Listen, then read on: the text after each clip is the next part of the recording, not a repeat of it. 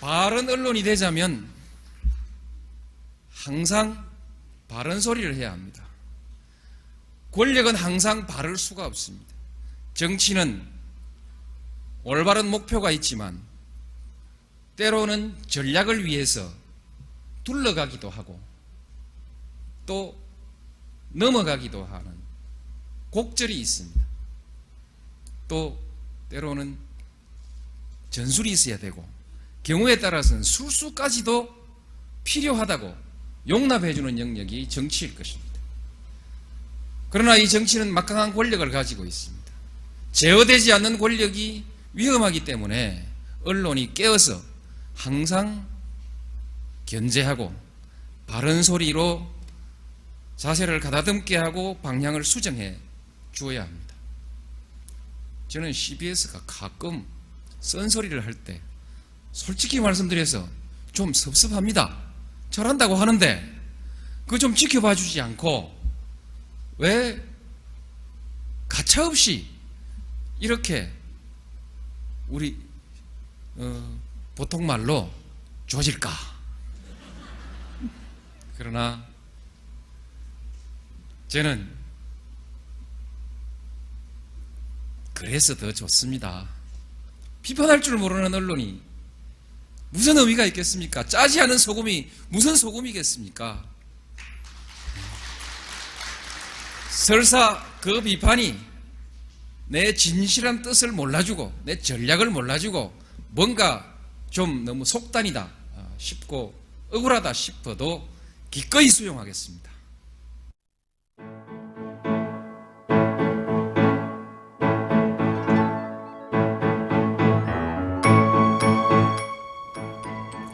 안녕하십니까. 참여정부 출범 20주년을 맞는 2023년 노무현 대통령 서거 14주기를 맞아 기획한 뉴스토마토 스페셜 4부작 노무현 2023 진행을 맡은 조수진입니다.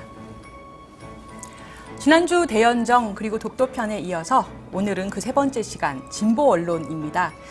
언론개혁도 아닌 진보 언론, 왜 이런 타이틀이 붙었을까요? 잠시 후 소개해드릴 분들과 함께 그 궁금증을 풀어보도록 하겠습니다. MBC 백분 토론과 KBS 라디오 열린 토론을 진행하고 계시죠. 언론학자이신 정준희 한양대 교수님 함께해 주셨습니다. 교수님 안녕하세요. 안녕하세요. 정준입니다. 예, 바쁘신데 나와주셔서 감사합니다. 다 같이 바쁜 분들입니다. 전 한겨레 기자시고요. 참여정부 홍보수석실 행정관으로 근무하셨습니다. 참여정부 시기 언론과의 관계를 기록한 야만의 언론의 저자이신 김성재 시민언론 민들레 에디터님 모셨습니다. 안녕하세요. 네, 안녕하세요. 예, 역시 바쁘신데 감사합니다. 네, 요즘은 그렇게 바쁘지는 않습니다. 아, 그래요? 두 분께서 얼마 전에 그 노무현 재단에서 했던 언론개혁 토론회도 함께 하셨잖아요. 네. 예, 자주 보시나요? 그전에도 종종 뵙고요. 네, 제가 얼마 전까지 한국언론진흥재단에서 예, 일을 했는데 맞습니다. 그때 우리 정준희 교수님 제가 많이 모셨습니다. 네. 저를 많이 불러주셨죠. 네, 노무현 대통령의 육성으로 이 시간 시작했습니다. 비판하지 않는 언론이 무슨 언론이겠습니까? 그 비판이 설사 억울하다 해도 수용하겠습니다. 라고 하셨는데요. 노무현 대통령의 언론 개혁은 권력을 공고히 하겠다 이런 방향이 아니라 내 특권도 내어놓겠다라는 것이었는데요. 언론 개혁이라는 절박한 시대적인 요구를 그토록 부르짖었지만 그 진심이 통하지 않아서 답답해하셨던 모습이 떠오릅니다. 두 분 영상 보시고 좀 어떠셨습니까? 그러니까 진심을 언론이 알아줄 리가 없죠. 당연히 언론은 남의 마음을 읽어주는 존재는 아니니까요. 근데 노무현 대통령의 이 말은 한 나라의 대통령이 해줄 수 있는 최상의 언론관을 전 보여줬다라고 생각을 하거든요. 그러니까 정치 권력은 보통 그냥 되게 입에 발린 칭찬을 하거나 아니면 위협을 하거나 보통 그렇게 하게 돼 있는데 정치하고 언론이라는 서로 다른 존재에서 정치라는 존재가 언론이라는 존재를 이해하려고 엄청나게 노력하는 모습이 나타나요. 그러면 서운하죠. 이해하려고 아무리 노력을 해도. 하지만 대할 때 권력을 써서 대하기보다는 공정하게 대하려고 굉장히 노력을 했단 말이죠. 그래서 저는 한 집권자가 보여줄 수 있는 언론관의 가장 좋은 형태에 가깝다고 생각을 합니다. 전 보니까 저게 CBS 창사 아마 기념 행사에 참석하셨던 것 같은데, 그러니까 2004년 이게 것 같습니다. 2004년이면 임기 초반에 해당되고요. 그때까지는 지금 조금 아까 영상 보니까 노무현 대통령이 이렇게 웃고 계시더라고요. 웃으면서 연설을 하셨는데 아마 저 때도 상당히 답답하셨을 거예요. 임기 초반부터 언론에게 굉장히 그 공격을 많이 받고 해서 네. 2006년, 2007년에는 아마 저 표정으로 말씀을 아마 못 하셨을 것 같아요. 특히 그 2007년에 언론 단체와의 대화하는 그 일이 있었습니다. 그러니까 취재 선진화 지원 방안이라는 일명 네. 그것 때문에 굉장히 말이 많았었지 않습니까? 네, 기자실 네. 개방 이 문제 때문에 그때 노무현 대통령이 언론 단체장들과 그 대화를 하던 장면이 있는데 그때 하신 말씀이나 그때 그 표정을 보면은 답답함을 넘어서 상당히 실망, 언론에 대한 실망 이런 것들이 좀 많이 묻어나고요. 네. 근데 아까 그 영상은 임기 초반이라서 웃고 계신 얼굴이라서 보기는 일단 좋습니다. 네. 모두가 뉴스를 외면하는 시대라고 하죠. 저조차도 얼마 전에 종이 언론을 끊었거든요. 신문을 보다가 끊었습니다. 우리 사회에서 가장 개혁이 시급한 분야로 많은 분들이 언론을 꼽고 있어요. 20년 전에 언론 개혁을 간절히 호소했던 노무현 대통령. 그런데 그 당시보다 지금 현실이 그다지 나아진 것 같지가 않습니다. 언론이 시민을 위해서 제 역할을 다할 수 있으려면 소금이 소금으로서 역할을 하려면 우리 시민들이 어떻게 하셔야 할지 또 그 언론은 무엇을 해야 할지 오늘 이 문제에 대해서 보다 실질적인 의견을 나눠보는 자리가 되길 바라겠습니다. 자, 본격적으로 얘기에 앞서서 우선 오늘 주제가 진보 언론이에요. 정 교수님, 진보 언론이라는 게 무엇인가부터 정의를 좀 하고 이야기를 시작해야 될 것 같아요.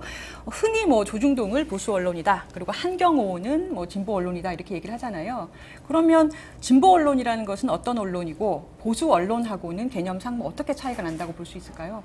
이게 이제 원론을 얘기하면 이제 모든 특히나 신문 언론은 일정한 논조라는 걸 가지니까요. 그 논조가 정치적 스펙트럼에서 좀 더 진보에 가까운 논조냐, 아니면 보수에 가까운 논조냐, 이게 이제 내용적으로 가르는 기준이죠. 근데 이건 제가 원론이라고 말씀드린 이유는 우리나라에서는 사실은 이게 그렇게까지 잘 통용되는 그런 기준이 아닙니다. 기존의 정파 자체도 보수나 진보라고 부릴 수 있는 이념적 정체성이 뚜렷한 그런 정파가 아니라서 생기는 문제가 있고요. 굳이 말하면 하나 일종의 연계성인데 흔히 보수적이라고 부르는 정파하고 인적이거나 이런 네트워크가 훨씬 더 강하냐, 아니면 진보적인 어떤 정파하고 더 강하냐, 이런 게 이제 실질적으로 구분하는 기준이고요. 저는 제 기준을 얘기하면 민주화 이전과 이후로 나뉜다고 생각합니다. 민주화 이전부터 생존해왔던 언론이 대부분 보수 언론이에요.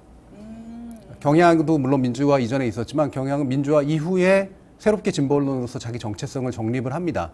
그래서 민주화 이후가 돼야만 비로소 탄생하거나 등장할 수 있었고, 그것을 토대로 나름의 진보적 이념을 그래도 얘기할 수 있었던 언론들이 주로 이제 진보 언론이라고 부르는 그런 그룹들이죠.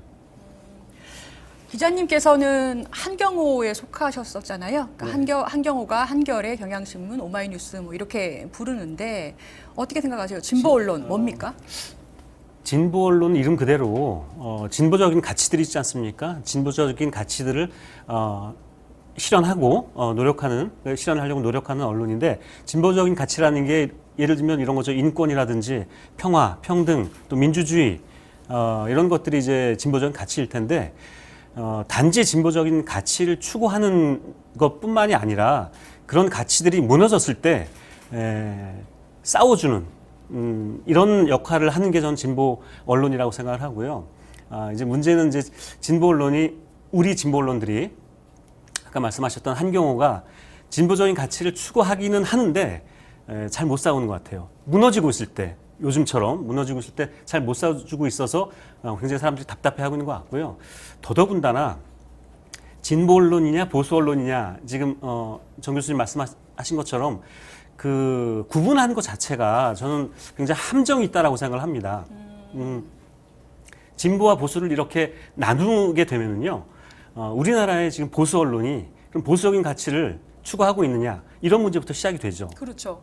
보수 언론이 스스로 보수라고 부르면서 어떤 문제가 생기냐면요, 보수 세력이나 보수 언론이 갖고 있는 그 부패한 모습, 또 반민주적인 모습, 이런 것들이 보수라는 이름으로 그냥 가려지는 거죠. 감춰지는 거죠. 포장되는 거죠.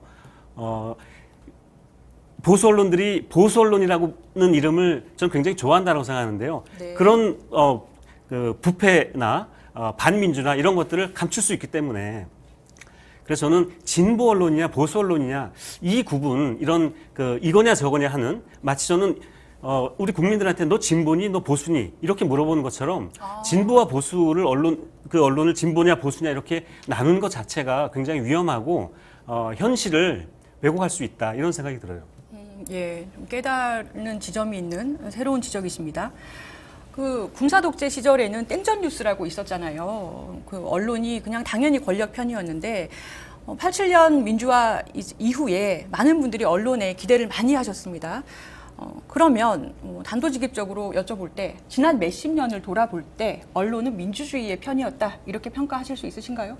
그 몇십 년이 이제 87년 이후만을 가르치실지 아니면 그 전까지 포함할지 모르겠는데 저는 포함하면 민주주의 수호자가 아니라 민주주의 시해자다라고 말하는 게 정확하다고 봅니다. 제가 늘 주장하는 부분인데 한국의 민주주의는 언론의 투쟁으로 만들어진 게 아니거든요. 시민의 투쟁으로 만들어진 거고요. 기존의 한국 언론들은 민주주의가 아닌 체제에 의해서 성장했기 때문에 민주주의를 이끌어내려고 하는 시민들의 투쟁에 외려 장애물로 작동을 했었습니다. 근데 87년 이후에 민주화가 되면서 언론 자유가 비로소 본격적으로 도입되고 언론사의 설립의 자유 등이 확정이 되면서 기존에 이미 언론사를 가지고 있었던 존재들이 다시 말하면 민주주의의 진전을 가로막았던 존재들이 민주주의로부터 얻어진 자유의 시혜를 굉장히 많이 받았어요. 그래서 훨씬 더 권력보다 강해지는 그런 순간들이 있었던 거죠. 그래서 저는 시혜자라고 말하는 게 맞다라고 보고요. 물론 민주주의를 위한 기본적인 기능들은 합니다. 예를 들면 권력 감시 기능이나 권력 비판 기능들을 하고 정보 제공 기능 등을 하는데 문제는 우리 민주주의를 심화시키는 과정에서 또한 기여하고 있지 못하다는 거죠. 그런 의미에서는 수호자 역할을 못하죠. 그러니까 기본 기능 정도는 하고 있으나 심층화된 기능, 87년이 만들어낸 헌법 체제를 좀 더 개선하고 잘 지켜나가는 그런 방향으로서의 민주주의를 소화하고 있느냐? 그건 전 아니라고 생각을 합니다. 김 기자님 어떻게 네, 보세요? 저도 그 말씀 드리려고 그랬는데 저는 시혜자라고 정 교수님 말씀하셨죠. 저도 이제 수혜자다라는 이야기를 좀 드리려고 그랬는데요. 네. 수혜자죠. 말씀하신 것처럼 87년 체제가 시작되면서 나중에는 뭐 언론이 대통령을 만들어내겠다라는 정도의 이제 막강한 권력을 갖게 됐고요. 그 권력을 통해서 여러 가지 특권을 향유하고 하면서 하지 못한 게 바로 언론이 해야 될 사회적 책임을 다하지 못한 이런 측면이 있습니다. 사회적 책임을 다하지 못한 게 요즘 아주 극심하게 드러나고 있는 그런 문제들, 오보나 왜곡 보도를 밥 먹듯이 하고 그러면서도 성찰하지 못하고 반성하지 못하고 특권을 부여받고 수혜를 받고 하게 되면 그렇게 되는 것 같아요. 그래서 점점 더 수호자라기보다는 한때 수호자였던 때가 저는 분명히 있었다라고 생각을 합니다. 예를 들어서 전두환 정부 때 또 박정희 정부 때 그 독재 정권과 싸웠던 그런 걸 보면 수호자 역할을 했죠. 그런데 네. 그 수혜자로 변모하면서부터 그런 그 수호자로서의 역할을 점점 더 지금 잃어가고 있지 않은가. 특권을 누리다 보니까 특권이 결국엔 그렇게 좀 만들고 있는 것 같아요. 그래서 그 언론이 가지고 있는 사회적 책임을 다하도록 하고 특권을 점점 줄여나가야 되지 않나 생각이 듭니다. 김 기자님께 이어서 말씀을 좀 여쭤볼게요. 네. 그 노무현 정부 시절에 청와대에 계셨지 않습니까? 네. 그 뭐 출입 기자 하신 게 아니라 네. 직접 그 청와대에 계셨었는데 우리나라 역사상 이 언론 개혁을 가장 많이 강하게 추진하셨던 분이 노무현 대통령이다 이렇게 저는 생각을 해요. 네, 동의합니다. 네. 예. 네. 언론 사주의 지분 제한을 했던 점이라든가 아니면 징벌적 손해배상 이건 뭐 아직도 뭐 논의가 있습니다만은 기자실 개혁 이것도 유명했고요. 그 당시에 노무현 대통령께서 하려던 언론 개혁 방안에 대해서 언론들 반응이 좀 어땠습니까? 언론의 반응은 초반에는요. 네. 초반에는 그 받아들이는 척했었는데 점점 시간이 지나면서 굉장히 강력하게 저항을 했고요. 임기 후반에는 특히 임기 후반에는 기억하시겠지만 그 기자실 개방 2003년에 한번 했다가 진행이 되다가 조금 잘 안 되는 측면이 있어서 2007년에 다시 시작을 하게 됐죠. 네. 그때 언론의 저항이라는 거는 정말 엄청났었거든요. 제가 근데 그때 이제 청와대 근무를 했었는데 전 정말 깜짝 놀랐습니다. 전국에 있는 그 일간 신문사 편집국장님들이 모여서 성명을 냈거든요. 그 성명 제목이 제 기억으로는 군사 독재 시절보다 더 심한 언론 탄압이다. 라는 제목의 성명을 냈어요. 그러면서 이제 그 기자실 개방하는 그 취재 선진화 지원 방안이 이제 흐지부지 돼버리고 그랬는데 그때 진보 언론이 그럼 어땠느냐? 한겨레 신문이 똑같이 기자실 개방에 굉장히 반대하고 나섰었고요. 그래서 제가 한겨레 신문 한번 찾아간 적이 있습니다. 네.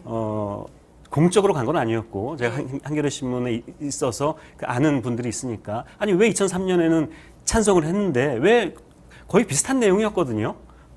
왜 지금 반대하느냐라고 했더니 임기 말에 왜 이런 싸움을 일으키는 분란을 일으키는 정책을 추진하느냐 이게 이유였어요. 임기 말이다. 예, 임기 말. 그러니까 한겨레 신문이 그 당시 그 여러 가지 정책에 대해서 그런 논조를 폈죠. 특히 이 기자실 개방 같은 언론 개혁과 관련된 것뿐만 아니라 뭐였습니까? 그 원포인트 개혁, 개헌을 네. 노무현 대통령이 2007년 1월달에 말씀을 하셨는데 그때도 한겨레 신문의 사설이 뭐였냐면 국민이 지지하지 않는 정책은 접는 게 순리다라는 그런 사설을 썼어요.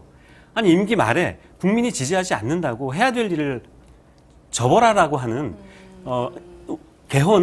개헌도 마찬가지였습니다. 원포인트 개헌도 한겨레가 2, 3년 전부터 해야 된다 계속 주장을 했던 건데 임기 말에 해서는 안 된다라는 그런 논리였거든요. 네. 그 진보 언론이 뭐 이제 계속 말씀하시겠지만은 어떤 경직되어 있고 그리고 나태한 아주 게으른 그런 모습이 아니었나라는 생각이 듭니다. 정말 궁금한 게요, 정 교수님. 그러면 아까 그 전국의 편집장들이 성명을 이례적으로 냈다 이런 말씀도 해주셨는데 진보 언론마저도 언론 개혁안을 뭐 징벌적 손해배상이라든지 사실은 기자실 개혁이라든지 가치로 보면은 동의할 수도 있는 부분일 텐데요. 그런데 왜 진보 언론마저도 진보 정부의 민주정부의 언론 개혁을 이렇게 강하게 비판하고 또 반대했던 걸까요? 전 사실 이 부분은 물론 논의의 여지가 있는 영역들이 있다고 생각합니다. 그러니까 기자실을 매개로 취재에 관련된 국가 권력의 어떤 권한도 좀 내려놓으면서 기자들의 특권도 좀 제한하는 이런 방향이 이제 뭐 동의할 만한 것이었느냐 그렇지 않느냐는 여러 가지 이론들이 있을 수가 있습니다. 근데 중요한 건 그런 견해 차이가 있는 만큼 강한 그 정도 수준의 저항이었냐, 견해 차이와 무관한 강한 저항이었냐, 저는 후자에 가까웠다고 보는 거예요. 노무현 정부가 했기 때문에 저항한 거에 훨씬 더 가까웠다는 거죠. 즉 논쟁이 아니라 저항이었습니다. 그렇기 때문에 진보 언론도 휘말려 들어간 거죠. 그러니까 이를테면 언론 일반의 어떤 이해를 건드리고 있는 문제에 진보 언론이라고 해서 우리도 언론인데 이 가치에 동의해야 되느냐라는 식으로 휘말려 들어간 그런 케이스라고 생각을 하는데요. 저는 이게 이제 언론자유 역설이라고 제가 최근에 쓴 책에서도 얘기했던 건데 우리나라 언론에게 공통적으로 드러나는 특징입니다. 언론을 자유를 더 많이 주는 정부가 자유의 대가로 일정한 책임을 요구하면 자유를 침해한다라고 얘기해버려요. 그런데 언론 자유를 회수해버리는 그런 정권이 언론 자유를 회수하는 수많은 행동들에 대해서 저항을 하지 않습니다. 이게 쉬워 보이는 정부에게는 굉장히 강한 저항을 하고 말이 되는 정부에게는 말이 안 되는 탄압을 하는 정부에게는 오히려 침묵을 하는 그런 선택을 합니다. 이와 유사한 경우는 아니겠지만 비교해 보시면 바이든 알리면 사태 보세요. 이거는 진보든 보수든 언론의 가치를 훼손한 사건이거든요. 네. 그때 마치 겉으로는 뭐 편집장들이나 이런 사람들이나 다 기자들이나 해가지고 저항한 듯 했잖아요. 근데 MBC하고 MBC를 빼버렸을 때 대통령 전용기에서 거기에서 저항하는 척 하더니 그 뒤로는 똑같은 행동들을 하지 않습니까? 예. 훨씬 더 언론 일반의 가치를 침해하는 행동을 하는 정부에 대해서는 저항을 하면 잘려나간다는 게 너무 눈앞에 뻔하니까 저항을 안 하는 모습들이 나타나는 거예요. 아마도 노무현 정부는 이거를 하더라도 자기들한테 구체적인 어떤 언론사별 불이익을 줄 것이라는 생각을 안 했겠죠. 그러니까 더 쉽게 저항을 한 거고요. 그렇군요. 김 기자님이 보실 때 그러면 사실 그 한겨레 신문에서도 근무하셨었지 않습니까? 내부적으로는 그러면 이 언론개혁안에 대해서 진보 언론이 반대하고 비판했던 게 왜 그랬을 거라고 생각하시는 거예요? 정 교수님 아까 말씀하신 그 언론자유의 역설을 봤는데요. 굉장히 감명 깊게 봤습니다. 예, 정확하게 짚어주셨고 또 지금 말씀하신 부분도 저도 100% 동의를 하고요. 저항이었죠. 노무현 정부에 대한 반감을 드러냈고요. 그 당시에 아주 일반화되어 있던 반노 정서 그냥 올라탄 거죠. 그 반로 정서를 만들어낸 건 사실은 이른바 보수 언론이 아주 2003년 취임하자마자부터 공격을 시작해서 모든 것이 다 노무현 탓이다. 이렇게 이런 것들을 만들어냈죠. 반로 정서, 그러니까 노무현 정부의 실패를 가장 극심하게 드러냈던 분야가 경제 민생 분야였고요. 한겨레와 경향이 조중동이 만들어냈던 민생 파탄 프레임을 그대로 따라가기 시작을 했던 것 같아요. 저는 그것도 일종의 진보 언론의 게으름과 나태함 그리고 경직성 이런 것들이 작용을 했던 것 같고요. 진보 언론이 지금도 마찬가지입니다. 진보 언론이 진보적인 가치를 가지고 아젠다를 만들어내고요. 그 아젠다에 맞는 올바른 프레임을 잡아서 프레임 싸움을 해야 되고요. 그리고 이슈 파이팅도 물론 해야 되고요. 이 모든 것이 다 저는 실패했다라고 생각이 드는 거죠. 그게 진보 언론의 게으름, 그래서 그 게으름에 기인한 무능함으로 진행이 됐던 거죠. 진보 언론이 저는 노무현 정부 때 제 기억으로는 거의 아젠다 세팅을 하지 못했고 조중동을 따라갔고요. 네. 문재인 정부 때도 마찬가지였고요. 저 지금도 마찬가지고요. 이런 그 무능함 또 게으름 이런 것들이 굉장히 중요한 요인이었다라는 생각이 들고요. 한 가지만 더 말씀드릴게요. 진보 언론이 점점 더 어떤 함정에 빠져드냐면요. 중립의 함정에 빠져드는 것 같아요. 그 중립은 어떤 기계적인 중립 말씀하시는 건가요? 기계적 중립인데요. 그 기계적 중립이 어디서 나왔는지 제가 곰곰이 생각을 해보니까 진영주의, 이른바 진영주의에 빠져서는 안 된다는 이런 함정인데요. 그래서 진영주의에 빠져서는 안 되기 때문에 우리는 중립을 지켜야 된다라고 생각을 하고 중립을 지키는 척하면서 언론이 해야 될 진실을 규명하는, 즉 종합적이고 맥락적인 진실을 놓치고 있는 게 아닌가라는 생각이 듭니다.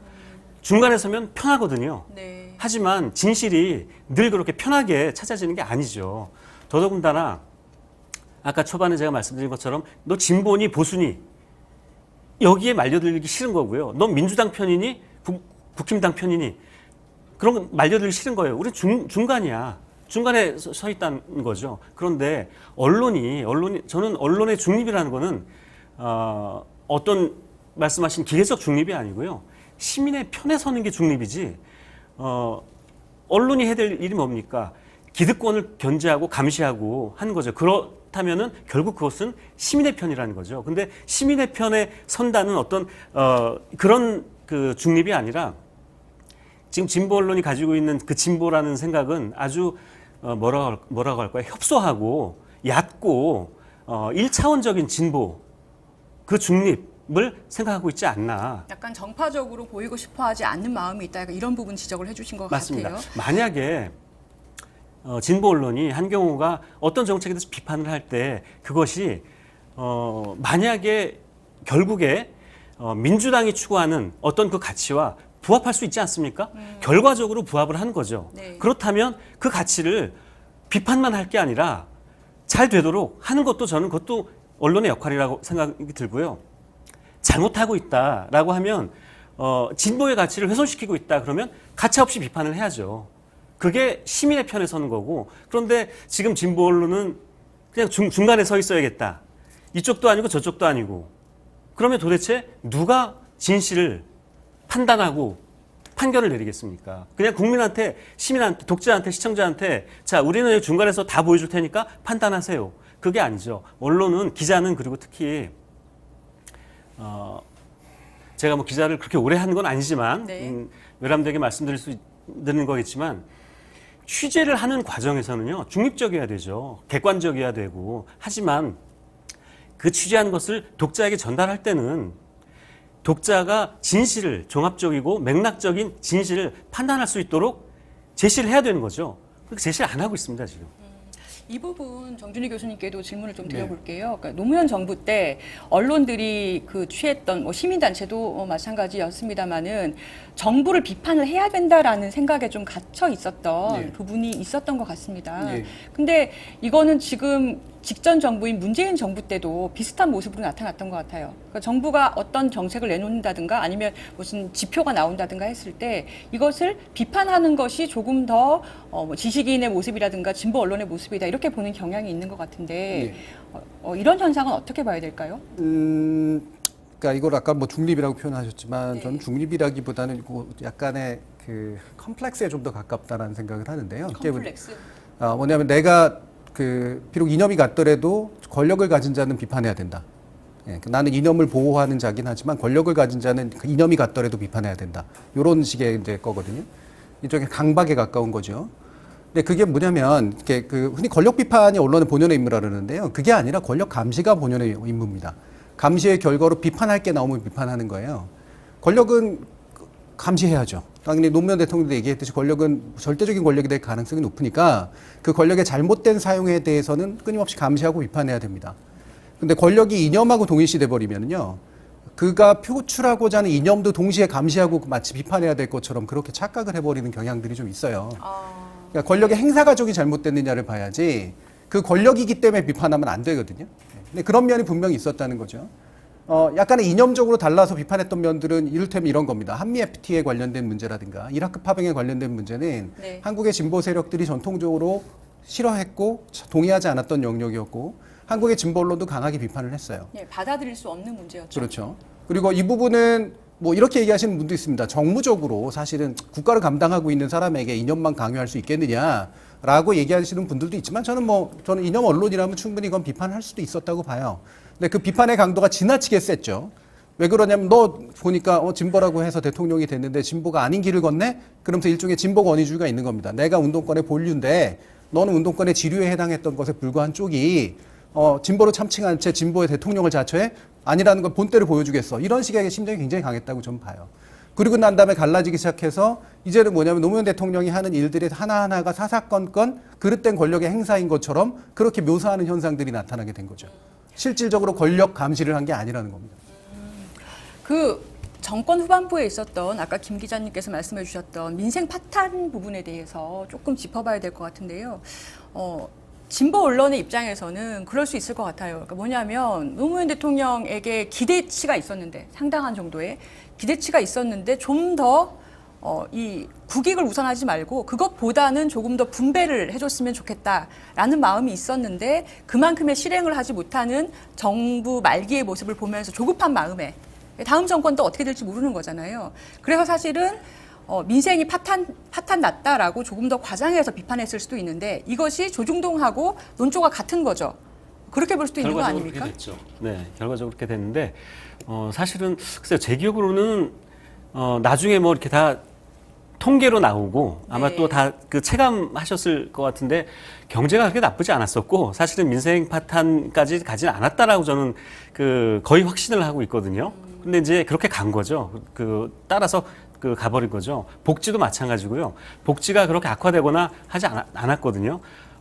저는 그럴 수 있습니다. 그러니까 조급함, 이만큼 기대했는데 그만큼 다 해주지 못한 그 조급함이 분명히 있었던 것 같아요. 그런 지점은 뭐 있었는데 뭐 그렇게 비판을 하면 뭐 그 정도는 그래서 노무현 대통령도 아까 그 영상에서 나왔던 것처럼 언론이 비판하면 비판을 해야 언론이고 짜지 않은 소금이 무슨 소금이겠냐. 그 정도는 받아줄 수 있다는 거죠. 권력이 받아줘야 되고 그런데 과도하게 이제 비판을 하다 보니까 어떤 새로운 비전이나 대안이나 이런 거에는 나오지 않고 그냥 계속 비판만 했던 뭐 그런 시기가 아니었나 생각이 듭니다. 약간의 공정함을 위해서 이제 약간 보정을 하면 경제 지표는 사실 그렇게 나쁘지 않았어요. 특히나 나중에 가보면. 그 당시에 그러나 양극화 지표는 벌어지기 시작을 했습니다. 다시 말하면 우리 사회에서 가진 자와 못 가진 자의 어떤 성장에 따른 배분이 격차가 나기 시작했다는 의미예요. 근데 이게 노무현 정부의 잘못인지 한국 자본주의의 잘못인지는 불명료합니다. 예, 실제로 한국 자본주의가 훨씬 더 구조적이기 때문에 노무현 정부가 그거를 교정하기가 굉장히 어려웠을 거예요. 당시에 노무현 정부는 그래서 이런 말을 했어야 되죠. 한국의 자본주의가 이미 고도 자본주의 단계로 들어서면서 더 이상 성장의 과실을 분배를 통해서 해결하지 못하는 단계에 와 있다. 우리는 어쩌면 제3의 길이 필요한지 모른다. 실제로 노무현 정부가 했던 길은 제3의 길에 좀 더 가까운 길이었었어요. 진보적이라기보다는. 그러면 이 제3의 길을 놓고 이 정책에 대해서 그 성과성을 진보 언론에게 설명하거나 보수 언론에게 설명하는 방식을 통해 좀 더 확실한 노선을 보여줬어야 되는데 그게 어정쩡하게 섞여 있던 면은 분명히 있습니다. 그런데 거기에 대해서 진보 언론의 비판이 어떠냐면 말 그대로 이 자본주의의 심각한 어떤 신자유주의화를 비판하는 건지 노무현 정부의 정책 실패를 비판하는 것인지, 즉 이념적 비판인지 정책적 비판인지가 굉장히 좀 혼재되어 있는 상태였었다는 거예요. 그 말씀 굉장히 중요한 지점이신 것 같아요. 그러니까 이념 자체를 비판하는 것이냐 아니면 지금 정책을 비판한다는 거는 사실 진보 민주정부 진보 언론 저는 다 전문성 부족 부분도 상당히 사실은 인정해야 된다고 보거든요. 보수가 있고 진보가 있지만 양적으로나 아니면 거기에 소속돼 있는 사람들의 전문성이나 오랜 역사적 기간 동안 축적해 온 양의 차이가 있기 때문에 한 번에 그걸 뛰어넘기 어려운 건 사실이잖아요. 세계 경제가 그러하다 이런 말은 사실 문재인 정부 때 부동산 정책의 실책이 여러 번 반복될 때도 정부에서 그렇게 얘기를 했었어요. 지금 세계적으로 부동산 경기가 그러하다. 그럼에도 불구하고 사실은 전문성이 떨어져서 내지는 부족해서 세세한 부분까지 신경을 못 써서 부동산 정책에 문제가 있었다 이렇게도 볼 수 있는 거지 않습니까? 예. 근데 부동산 정책 전 이건 자주 얘기하는 건데요. 우리나라만큼 부동산 보도가 이렇게 많은 나라가 없어요. 그리고 정부가 부동산 정책이라는 이름으로 막 국토교통부 장관이 나와서 설명하고 아파트값 하루하루 설명하는 나라가 없습니다. 우리나라가 유난히 아파트를 중심으로 자신의 부와 자산이 집중돼 있는 그런 사회이기 때문에 생기는 좀 기현상이죠. 네. 그래서 당장 이걸 해야 된다 말아야 된다 이 문제는 분명히 아닌데요. 다시 말하면 부동산을 보는 눈, 이 좁은 눈은 경제 전체를 설명하는 눈에 비해서 보면 너무나 작다는 거예요. 근데 이게 이제 전문성 부족이라고 얘기했지만 이거는 뭐 전체 우리나라 전체의 좀 문제라고 저는 생각을 하고요. 네. 이거를 차분하게 설명하는 때보다 실제로 이제 아파트 값이 오르면 오르는 대로 욕하고 떨어지면 떨어지는 대로 욕하는 언론의 되게 저급한 속성, 저는 이 부분이 전반적으로 더 문제라고 생각을 해요. 네. 생방송으로 진행되고 있는 노무현 2023 진보 언론 편입니다. 여러분들 댓글을 잠시만 소개를 드릴게요. 지금은 뚜렷이 갈린다. 보수 진보가 아니라 극우냐 진보냐. 로 갈린다라는 댓글도 있었고요.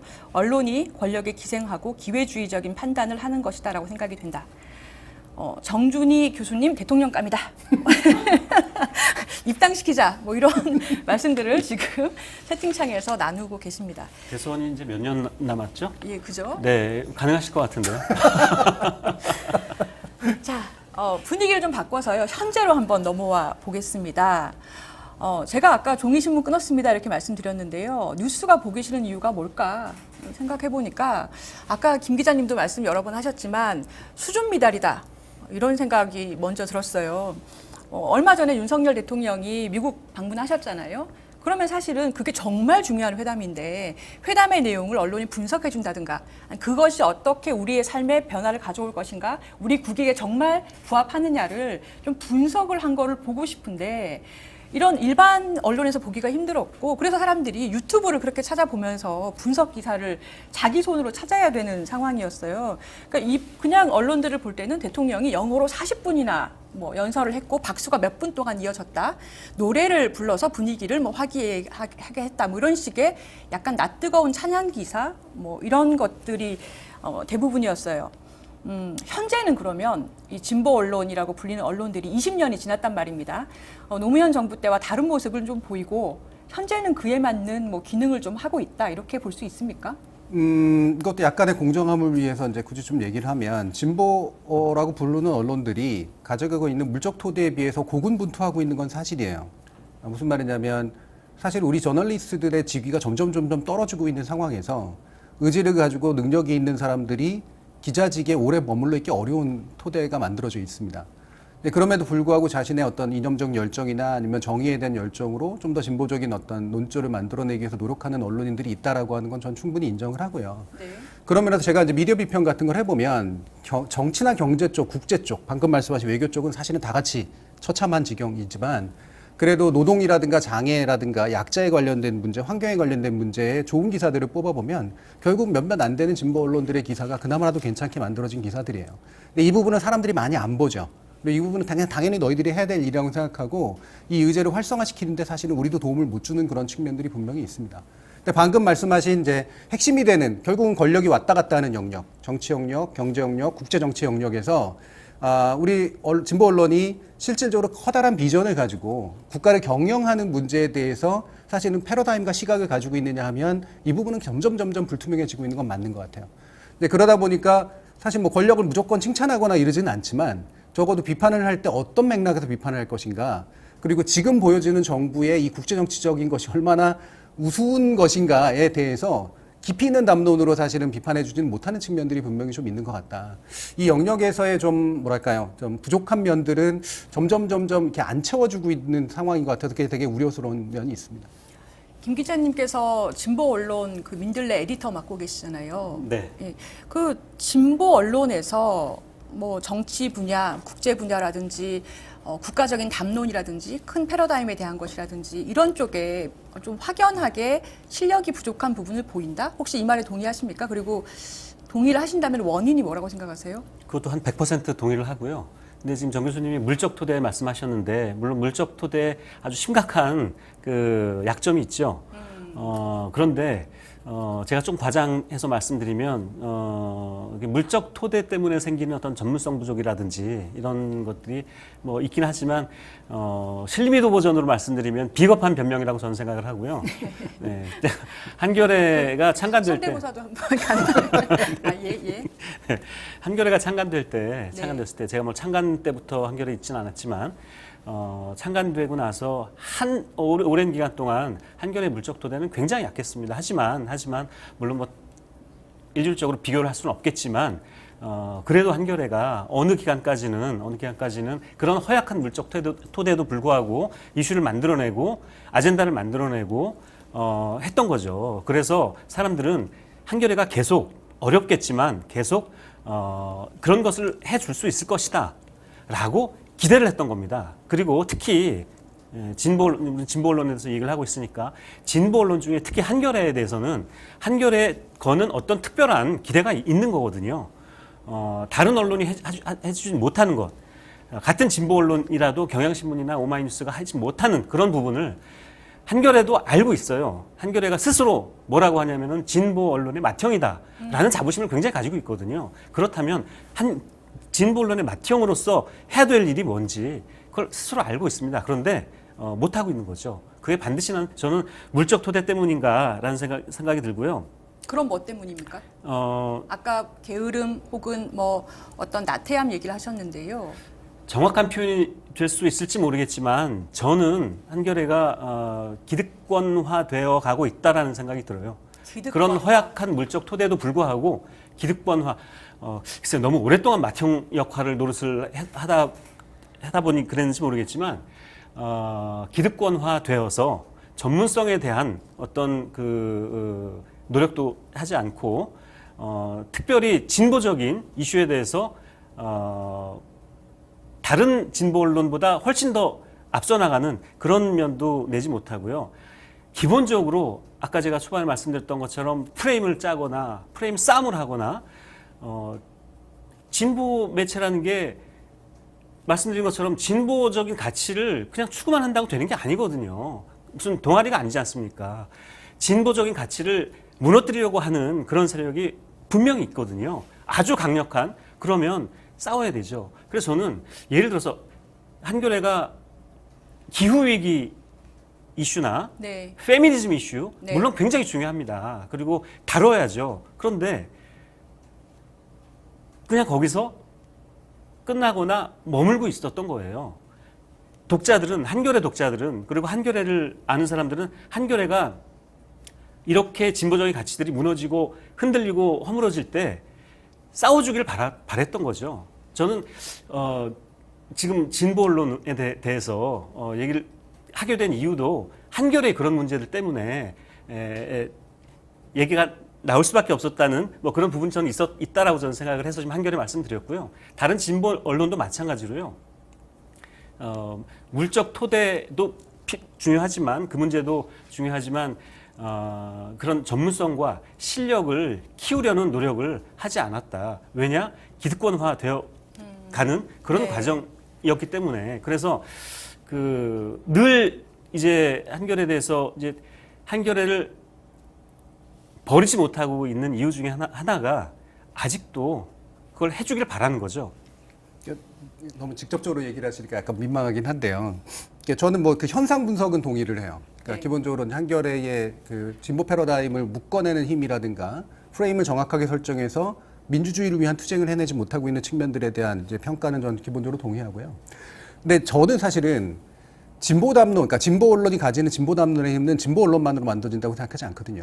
진보 언론이 네트워킹하는 진보적 지식인들과 진보적 정책주의자들이, 정책 담당자들이 있어야지 그게 가능해요. 그럼 그거는 튼튼하냐? 저는 그것도 허약하다고 보거든요.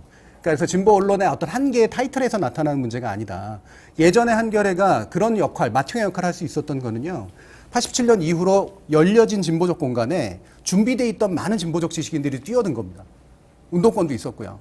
그거를 한겨레라는 지면만 있어도 그게 충분히 담을 수가 있었던 거예요.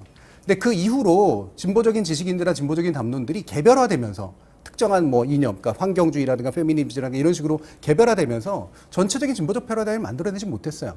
그런데 한겨레라는 한 언론이 어떻게 그걸 만들어내겠습니까? 사실 저는 우리 진보의 수준이라고 저는 솔직히 생각을 하고요. 그럼 보수는 괜찮냐? 보수는 더 처참하죠. 제가 볼 땐 보수 이념도 거의 다 망한 거나 마찬가지예요. 근데 이 보수라고 하는 데가 그나마라도 힘을 가지고 있는 이유가 뭐냐? 보수는 이익으로 움직이거든요. 그리고 보수는 보수적 이념을 가지고 있는 관료나 유학 갔다 온 대학 교수나 수많은 어떤 이제 기업인들이나 이런 식으로 물적 토대가 굉장히 많이 펼쳐져 있습니다. 그래서 이들을 가지고 수준 높지 않은 보수 담론이라고 할 때도 물량 공세를 하면 문제가 해결이 돼요. 하지만 진보 쪽은 이런 물량 공세를 할 수 있는 수준이 아니라는 게 제 물적 토대의 얘기고요. 그럼 진로 승부를 봐야 되는데 이 진로 승부를 볼 만한 수준에서의 진보 담론은 저는 상당 부분 약해져 있다고 판단을 합니다. 네, 그것 중에 대표적인 게 저는 아까 말씀드린 것처럼 진보와 보수로 나누는 이 이분법적인 네. 이런 프레임을 왜 진보 언론이 먼저 깨고 나오지 못했는지라는 그런 부분하고 또 아주 구체적으로 한 가지 더 말씀드리면은 예를 들어서 노무현 대통령으로 다시 돌아가자면 검찰에 의해서 거의 돌아가신 거나 마찬가지라고 저는 생각이 드는데요. 물론 그러니까 검찰 기득권인 거죠. 노무현 대통령이 돌아가시고 나서 반성문을 썼습니다. 저는 성찰을 할 거라고 생각을 했는데 그 이후에 똑같은 일들이 벌어졌죠. 최근까지도 뭐 얼마 전에는 한겨레가 검찰 발표로 기사를 쓰지 않고 공판을 보고 기사를 쓰겠다라고 해줘서 참 다행이다라고 생각을 했는데 네. 불과 몇 달 전만 해도 한겨레 지면에 어떤 칼럼이 나오냐면 그러니까 법조 출입기자단 해체하는 거를 받아들일 수 없다라는 취지의 기사 칼럼이 나왔어요. 네. 전 그게 데스크에 의해서 왜 걸러지지 않고 한지 뭐 모르겠다라고 말씀드릴 건 아니고 압니다. 이미 그렇게 기득권화 되어 있는 거예요. 아주 편한 법조 기자단에 들어가서 거기서 검찰들하고 다른 언론들하고 똑같이 정보를 주고받고 하면서 기사를 쓰고 있는 거예요. 이런 것들을 진보 언론이 먼저 깨지 않고 계속 가고 있다. 성찰하지 못하고 가고 있다. 이게 반드시 물적 토대가 허약해서 나타나는 현상인가라는 생각이 드는 겁니다. 네. 두 분의 말씀이 다 짚어볼 부분들이 다 있는 것 같습니다. 정파적이라는 부분으로 조금 넘어가 볼게요. 뭐냐면은 뭐 전문성이 부족하다든가 아니면은 물적 토대나 사회 전체의 담론 자체가 예전처럼 사회가 단순하다거나 독재 정권에 대해서 대항하는 것이 전체의 과제라거나 하지 않고 굉장히 분야들이 파편화되어 있고 담론이 형성되는 어떤 변화기이다라든가 담론이 깊어지지 않고 있다든가 여러 가지 복합적인 문제가 있을 수 있겠습니다만은 약자에 대한 보도랄까요? 그러니까 그런 민생 관련한 것도 서민을 중심으로 한 보도라든지 좀 더 하층에 대한 보도라든지 이런 부분이 진보 언론이 특출나게 잘하고 지면을 어느 정도 할애하고 이런 것은 저는 맞다고 봐요. 그런데 제가 질문드리고 싶은 것은 운동장이 기울어져 있지 않습니까? 사회에. 그래서 약자에 대한 보도를 위해서 또는 그것을 좀 더 띄우기 위해서라면 어떤 정론적인 보도가 아니더라도 정파적인 보도도 해도 된다. 이건 어떻게 생각하십니까? 그러니까 그 용어 속에 약간의 혼란이 깃들 수가 있어서 제가 좀 더 정확하게 이제 말씀드리려고 하면 정론이라는 게 이제 바를 정자 정론은요 굉장히 추상적 가치입니다. 정론 직필할 때 그냥 정론이거든요. 그거는 이제 그 공자왈 맹자왈 하던 시대에 사실은 가능했던 지표예요. 물론 한국의 언론이라고 하는 게 이런 유교적 훈민주의라고 하는 것 전통에 위에 있어서 뭔가 약간 계몽적 토대가 있는 건 사실이긴 하지만 정론이라고 이름 붙이는 언론들은 안 믿으시는 게 맞습니다. 정론 실험 못 하거든요. 그렇습니까? 어떻게 그 모든 국민을 다 아우르고 올바름까지 다 얘기할 수 있고 취재까지도 질이 보장되는 언론이 가능합니까? 제가 법조인들은 정론 이런 거 굉장히 좋아하는데요. 법조인들은 사실은 잘 구현하지 못하시는 가치를 굉장히 중시하시더라고요. 근데 제가 언론학자로서 말씀드리면 언론을 제가 비아냥대는 게 아니라 언론이 할 수 없는 일을 기대하는 거예요. 정론이라고 하는 거는. 실제로 언론학에서 정론지라고 얘기할 때 정론은요. 정치정자 정론입니다. 아, 그렇습니까? 예, 바를 정자 정론이 아니라. 근데 정치정자 정론을 쓰는 대중지가 아닌 오락지나 대중지가 아니라 정치를 하드하게 다룬다라는 뜻이에요. 진지하게 다룬다. 그럼 이 정론이 지향하는 바를 정자 정론은 각자 다를 수밖에 없습니다. 진보적 정론이 있을 수밖에 없고 보수적 정론이 있을 수밖에 없어요. 물론 그것을 아우르는 정론 가능합니다. 그건 딱 뭐냐 민주적 정론이에요. 그러니까 우리 화펀적 민주주의 토대를 두고 여기에 대해서 민주적 정론을 펼칠 수는 있습니다. 하지만 개별적인 정론은 진보적인 정치적 정론하고 보수적인 정치적 정론은 나누어질 수밖에 없어요. 그게 너무나 당연한 겁니다. 언론에 있어서는. 그러면 언론이 예를 들면 내가 중립을 가장하고 기계적 균형을 하고 이것에 얽매일 이유는 전혀 없어요. 언론을 가지고 정파성이라고 욕하는 건 그래도 잘못된 겁니다. 언론은 기본적으로 정파적이에요. 다만 그 정파의 토대가 민주적인 거냐에 대해서는 질문할 필요가 있죠. 저는 진보적 언론들이 보수적 언론에 비해서 민주적 가치에 더 충실하다고 믿거든요. 예, 왜냐하면 87년 민주화의 성과물이기 때문에 이 어떤 그 그냥 수혜를 받은 어떤 존재가 아니라. 그런데 아까 말씀해 주셨던 것처럼 한국의 진보 언론이 자신의 진보적 이념, 개별의 이념들을 이야기할 때의 그 어떤 에너지나 힘에 비해서 민주주의를 수호하거나 민주주의가 위기에 빠졌을 때 민주주의를 복원시켜야 된다라는 데 보여주는 에너지가 훨씬 약해졌다는 거예요. 저는 그 부분이 되게 근본적인 문제라고 봐요. 예를 들면 검찰 문제. 이 검찰은 합헌적인 것처럼 비치는 방식으로 민주주의를 위해하는 굉장히 잘못된 권력 행사 방식이거든요. 그러면 이거는 민주주의를 위험에 빠뜨리는 권력 행사 방식입니다. 여기에 대해서 공격을 하는 것에 대해서 정파성 운운하면 안 돼요. 이거는 민주주의를 지키기 위해서 하는 일이기 때문에. 근데 마치 어떤 정파는 검찰을 지지하고 어떤 정파는 검찰을 반대하니까 이게 정파성이라고 얘기해버리는 거죠.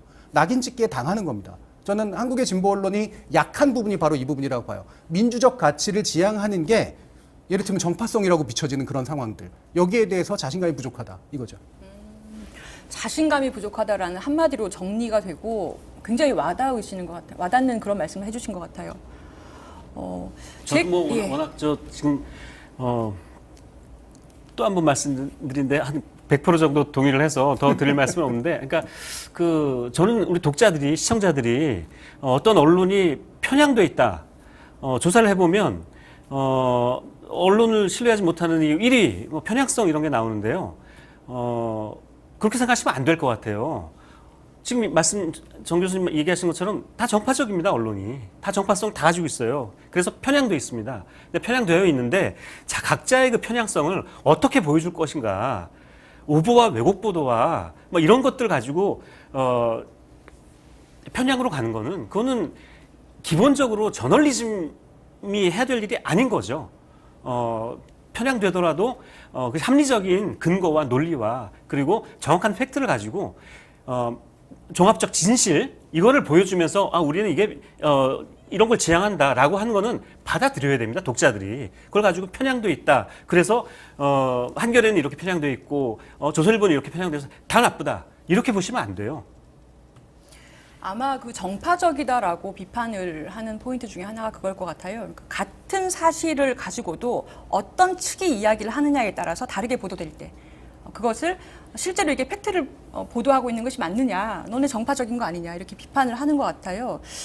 이어서 개인적인 좀 궁금증이기도 하고 어떻게 해야 될까 하는 딜레마이기도 한데 최근에 커뮤니티를 중심으로 해서 뭐 민주당이나 특히나 인기가 많으신 이재명 대표라든지 이런 분들에 대해서 팬심에서 굉장히 감싸기를 하시는 층들이 있잖아요. 근데 진보 언론에서 만약에 민주당에 대해서 비판하는 보도를 낸다든가 최근에 김남국 의원의 그런 코인 문제라든가 비판을 한다든가 이재명 대표를 비판한다든가 이럴 때 진보 언론에 아예 좌표를 찍고 진보 언론에 그 보도하는 메신저가 된 기자 자체를 아주 공격을 한다든가 진보 언론 자체를 때린다든가 이런 현상이 있단 말이에요.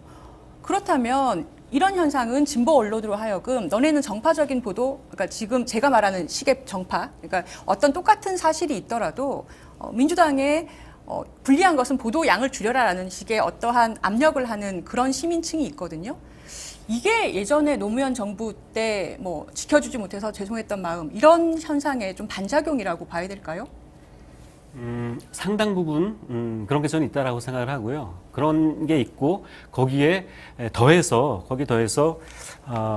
저는 이게 결국 이제 뉴미디어 때문에 이게 드러나고 있을 뿐이지, 저는 과거에도 만약에 이런 SNS가 있었다면은 똑같았을 것 같아요. 뭐 요즘에 특히 무슨 시민들이 더 극성스럽게 어떤 정치인을 지지하고 하는 거다라는 생각이 들지는 않고요. 저는 자연스러운 현상이라고 생각하는데요. 그러면 과거에는 그러한 시민층이 표출하거나 어떤 직접 그렇죠. 와닿을 방법이 없었을 뿐이다. 없었을 뿐이죠. 하지만 어쨌거나 그런 여론이, 그런 온라인 커뮤니티라든지 SNS를 통해서 나타나는 그런 여론이 저는 다소 위험할 수는 있다라는 생각이 듭니다. 그래서 지금 여론이라는 게요, 레거시 미디어들이 만들어내는 여론과 또 뉴미디어 덕분에 여러 플랫폼에서 나타나고 있는 레거시 미디어를 거치지 않고 나타나는 그런 여론이 있어요. 그래서 여론 시장이 저는 두 군데서 지금 막 활발하게 나타나고 있다고 생각하는데, 양쪽이 다 그럼 서로 그 여론 상대방 그 여론 시장에서 나타나는 위험한 그런 그 여론을 감시하고 견제하는 그런 역할도 저는 해야 된다고 생각을 하거든요. 레거시 미디어도 그렇지 않습니까? 그동안 언론 보도를 쭉 해와서 우리는 믿을 만한 언론이다라고 생각을 해왔는데, 그렇지 않다는 게 점점 더 신뢰도가 떨어지고 하고 있고, 더더군다나 뉴미디어에서 나타나는 그 여론은 더더군다나 더 검증되지 않은 그런 여론들이 만들어지고 있거든요. 서로 경쟁하고 견제하면서 여론들을 다듬어 나가면 되죠. 그런데 지금은 어떠냐 하면, 레거시 미디어들은 이 뉴미디어에서 나오는 여론을 마치 전혀 그 사실도 아니고 이거는 그냥 팬덤이고 네.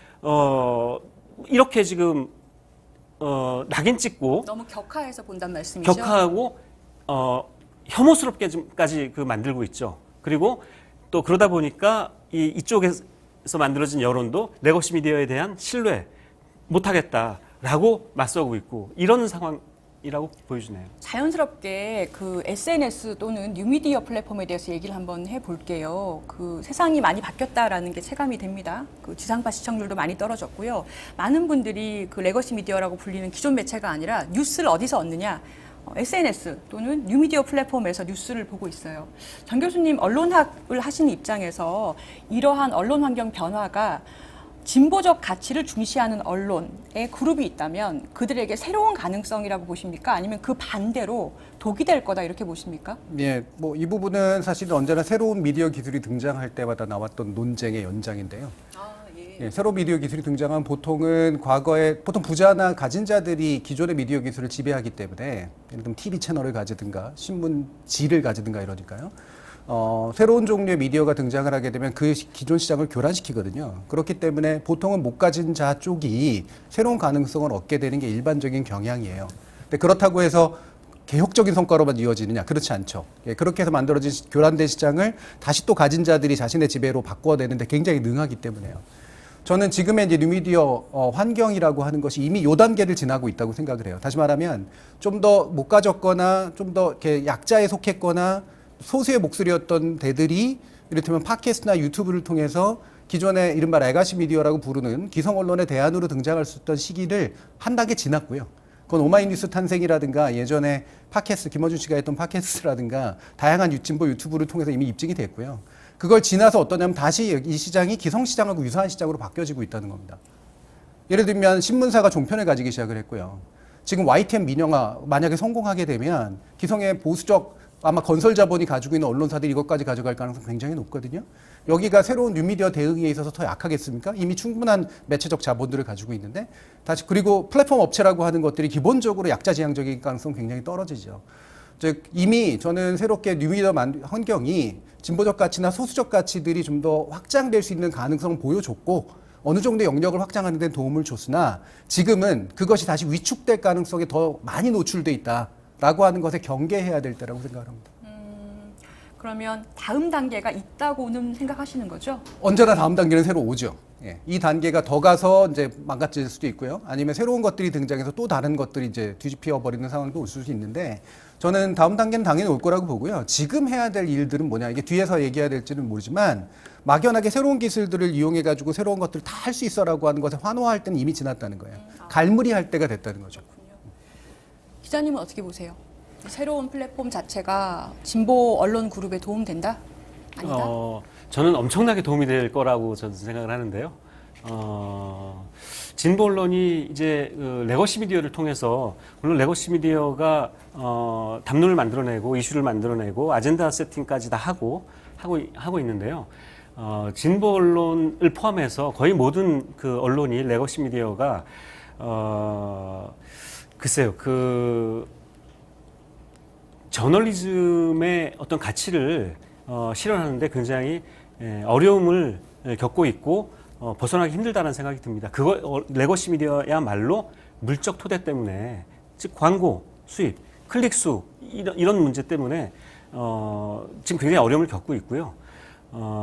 진보적 가치가 저는 오히려 SNS라든지 새로운 플랫폼을 통해서 만들어지고 확산되고 하는 어떤 그 미디어의 역할로서 새로운 희망을 줄 수 있다. 그러나 다만 그 검증되지 않은 측면이 있고요. 위험한 측면이 있긴 합니다만 앞으로도 계속 새로운 미디어를 통해서 만들어지는 여론이 굉장히 중요한 역할을 할 것이다. 또 그렇게 되길 좀 바라고 있습니다. 갑자기 언론진흥재단에 계셨던 것이 기억이 났습니다. 네. 진흥을 위한 말씀 해주신 것 같아요. 자, 거의 마지막 질문 이제 드릴 텐데요. 두 가지 정도 더 여쭤보려고 합니다. 자, 그러면 진보 언론이 바른 길로 갈 수 있도록 아니면 갈 길을 갈 수 있도록 우리 시민들이 해야 될 일은 뭐라고 생각하십니까? 두 가지를 다 얘기해야 될 것 같은데요. 시민만 할 게 아니라 이제 언론도 할 게 있기 때문에요. 모든 토대는 여기서 말하는 물적 토대라는 게 단지 돈이 아닙니다. 사실은 미디어에 있어서 제일 중요한 토대는 구독자거나 시청자거나 봐주는 사람들이에요. 그들과의 결합의 방식이 매번의 미디어의 특성들을 결정을 했습니다. 근데 대중 미디어 시기에는 엄청나게 많은 대중과 미디어가 결합돼 있었는데 대중 매체는 누가 결합돼 있는지 몰랐어요. 그냥 많은 사람들이 보는 거니까. 거기에는 광고가 쏟아져 들어왔고 돈이 엄청 벌렸고 굉장히 정책으로 장사도 잘 됐습니다. 지금은 이제 그게 쪼개지고 있는 그런 시대죠. 그럼 다시 누가 보고 있고 누가 이걸 읽고 있는지가 보이는 상황이 왔어요. 그럼 그들하고 결합을 해야 돼요. 이게 시민과 결합한다는 게 바로 그겁니다. 시민 일반하고의 결합의 문제뿐만 아니라 내 거를 봐주고 읽어주는 사람들하고 결합해서 그들과 커뮤니케이션을 해야 됩니다. 좀 더 작은 규모에서. 근데 이 부분을 기존의 대중매체 시대에 형성된 이른바 전문직 저널리즘이라는 관점을 가지고 있는 언론인들이 사실 이거를 못하거나 안 해요. 못하는 이유는 몰라서 안 하는 거고요. 안 하는 이유는 약간 계몽주의적이어서 그렇습니다. 대중들한테 휘둘리면 안 된다. 나는 전문직 언론이기 때문에. 내가 뉴스라고 말하는 게 뉴스다. 뉴욕타임스가 옛날에 얘기했던 것처럼. 지금은 시민들이 원하는 게 뉴스가 될 수 있는 시대거든요. 그러면 이미 그 시대로 갔으면 시민들하고 교류하면서 내가 취재해서 전달하는 게 아니라 이 사람들이 원하는 내용들을 취재해서 전달해 주는 거. 원한다는 게 정파적인 원함이 아니에요. 궁금증이에요. 궁금증을 해소해 주는 방식으로의 시민 결합들이 필요합니다. 이 부분에 있어서는 자신의 전문적 기득권을 내려놔야 돼요. 계도할 수 없습니다. 이 시민들은. 근데 다른 한 가지 방식이 있는데 그게 뭐냐면 전문가하고의 결합이에요. 저는 아까 제가 진보 담론을 얘기했을 때 전문가와의 결합을 염두에 두고 말씀을 드리는 건데 각 대학, 연구직 또는 법조계, 기업계에 존재하는 수많은 종류의 전문가들이 있습니다. 이들은 단지 진보와 보수로 특징 질 수 없는 사람들이에요. 하지만 그들이 지향하는 것은 정책적으로 실현돼야 될 것들이 있거든요. 그럼 정책 측면에서 보면 진보적 가치와 보수적 가치가 투영이 됩니다. 여기에 좀 더 진보적 가치를 중시하는 전문가들이 결합돼서 서로의 패러다임을 형성할 수 있도록 만들어준 역할 굉장히 중요합니다.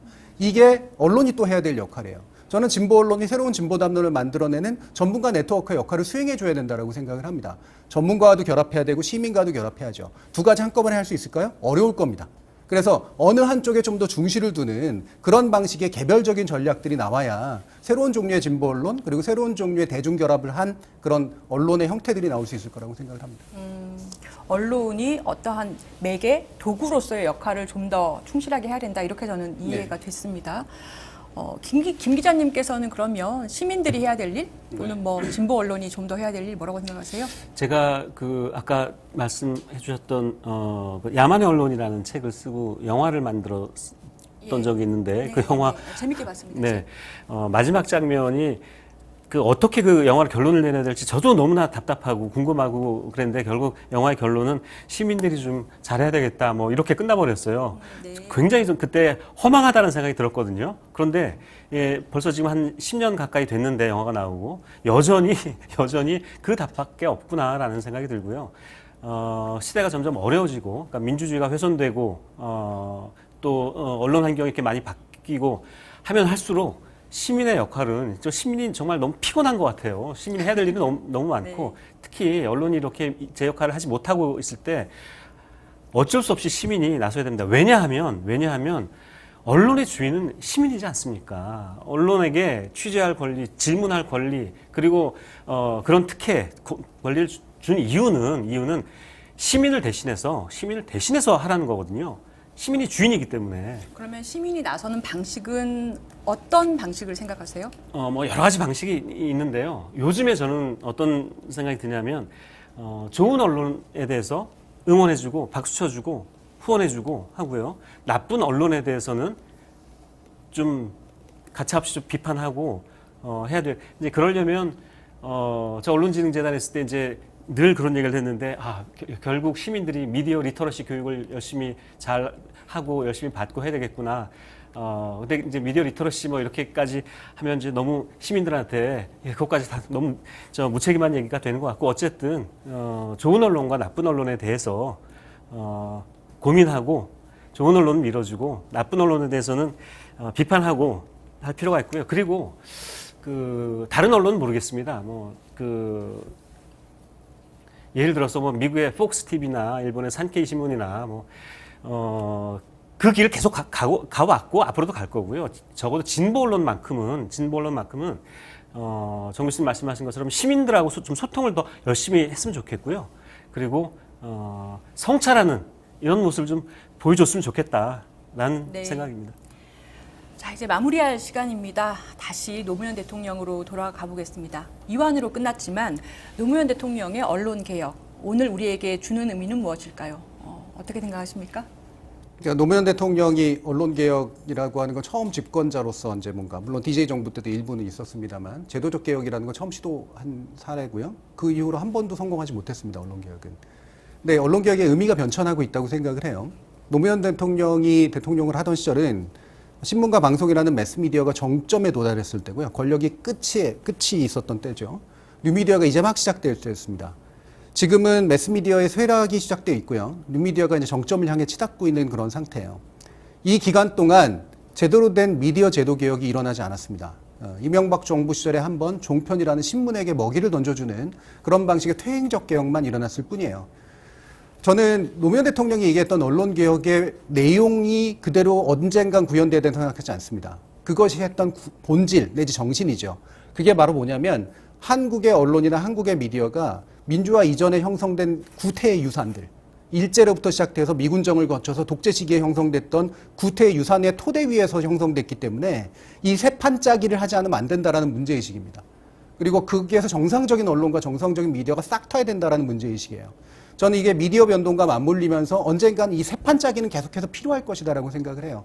그래서 단순한 특정 언론들이 마음에 안 드는 언론들이 그냥 좀 목소리가 낮추길 바라는 방식의 그런 언론 개혁이 아니라 실제로 거꾸로 뒤집혀 있던 언론판들, 미디어판을 새로운 판 위에서 새롭게 정상적으로 구현될 수 있도록 만들어주는 방향으로의 언론 개혁에 대한 의지나 열정은 앞으로도 여전히 굉장히 필요할 거라고 생각을 합니다.